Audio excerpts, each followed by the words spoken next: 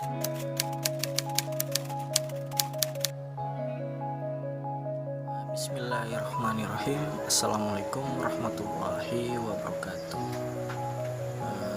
Kami dari kelompok 3 ingin mempresentasikan terkait dengan materi etika kepemimpinan. Dari kelompok 3 itu sendiri terdiri dari 3 anggota. Yang pertama saya sendiri, Abdul Rifai Husain. Kemudian yang kedua Cindy, kemudian yang ketiga Nur Hasan Ajab. Maksud dan tujuan kami dalam membuat video ini adalah untuk memenuhi tugas mata kuliah leadership. Langsung saja masuk ke inti materi. Jadi di materi ini saya akan membahas terkait dengan pengertian maupun hakikat dari etika kepemimpinan itu sendiri. Jadi hakikat etika kepemimpinan itu berasal dari kata Yunani ethos atau bentuk tunggal yang berarti tempat tinggal, padang rumput, kandang, kebiasaan, adat, watak, perasaan, sikap maupun cara berpikir. Bentuk jamaknya adalah taeta yang berarti adat istiadat.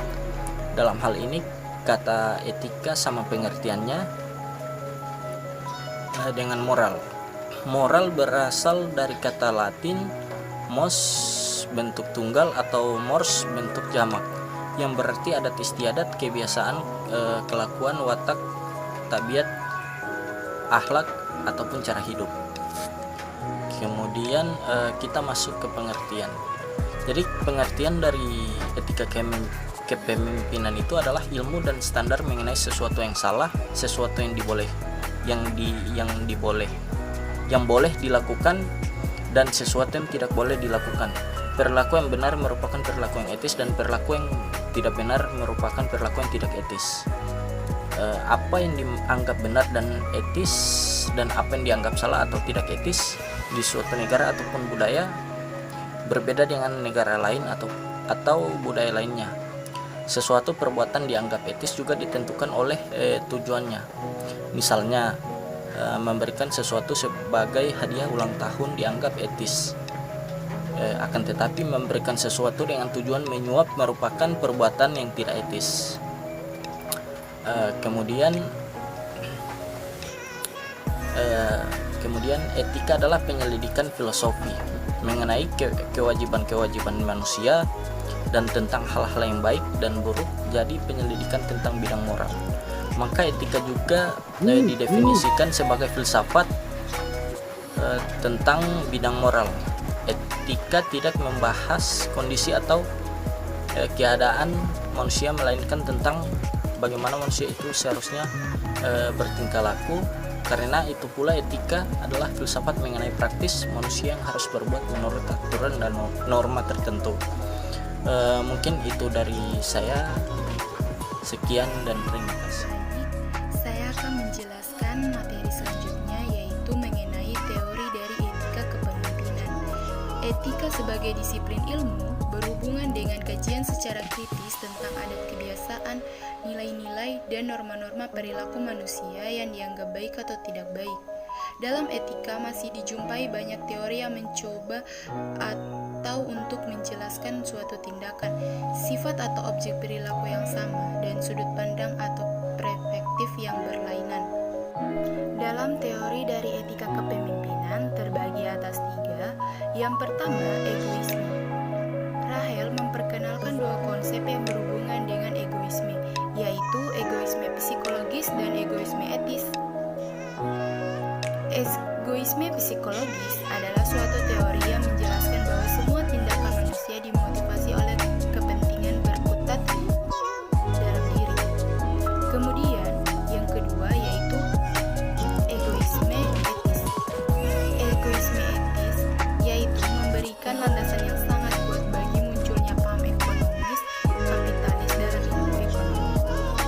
Teori yang kedua yaitu teori utilitarisme, di mana tindakan dapat dikatakan baik jika membawa manfaat bagi sebanyak mungkin anggota masyarakat atau dengan istilah yang sangat terkenal. Jadi, ukuran baiknya tindakan dilihat dari akibat konsekuensi atau tujuan dari tindakan ini. Apakah memberi manfaat atau tidak? Itulah sebabnya paham ini disebut juga paham teologis. Teologis berasal dari kata Yunani, yaitu telos yang berarti tujuan. Teori yang ketiga yaitu teori deontologi. Pada teori deontologi ini sangat berbeda dengan teori egoisme dan teori utilitarisme.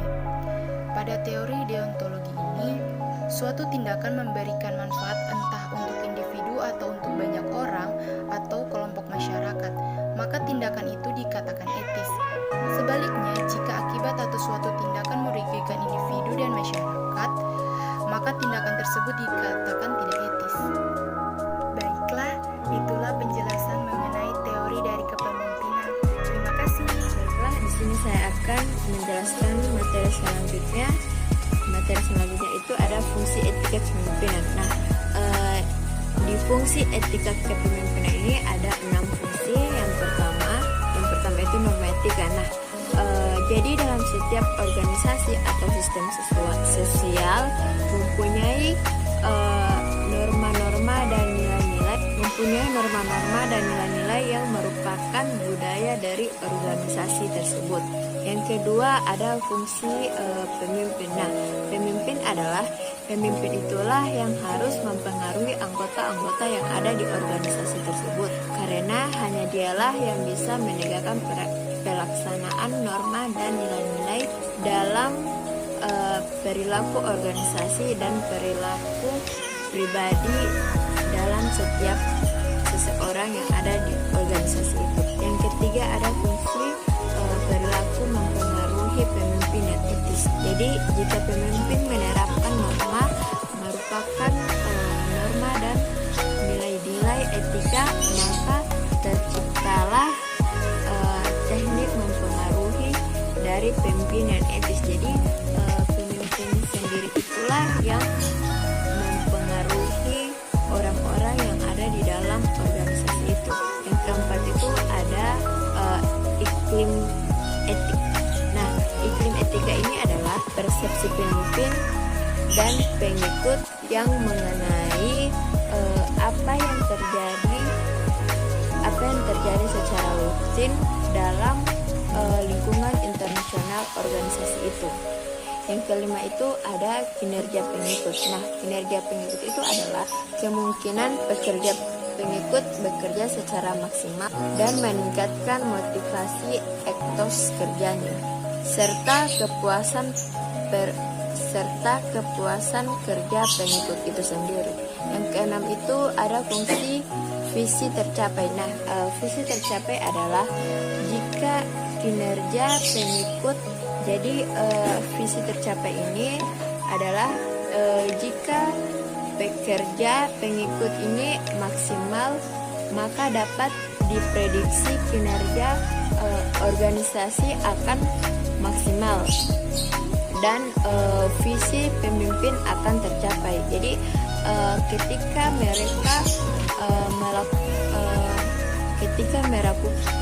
mereka melakukan menjalankan visi dan misi, pasti akan diprediksi kinerjanya organisasi itu akan maksimal dan visi pemimpin itu akan tercapai. Baiklah, itulah penjelasan tentang fungsi etika kepemimpinan.